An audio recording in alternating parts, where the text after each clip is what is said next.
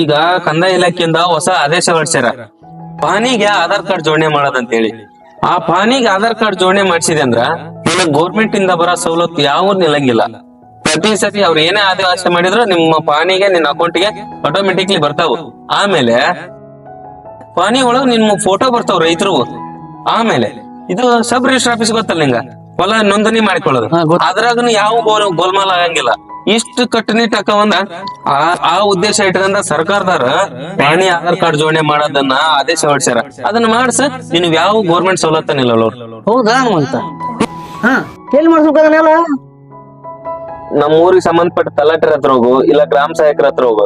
ಅವ್ರ ಹತ್ರ ಒಂದ್ ಮೊಬೈಲ್ಗೆ ನಿನ್ನ ಆಧಾರ್ ಕಾರ್ಡ್ ನಂಬರ್ ಹೇಳಿದ್ರ ಒಂದು OTP ಬರ್ತಾ. OTP ಹೇಳಿದ್ರ ನಿನ್ ಫೋಟೋ ಕೇಳ್ತಾರ. ನಿನ್ ಫೋಟೋ ತೆಗಿಸಿ ಆ ಪಾನಿ ಆಧಾರ್ ಕಾರ್ಡ್ ಲಿಂಕ್ ಆಗತ್ತ.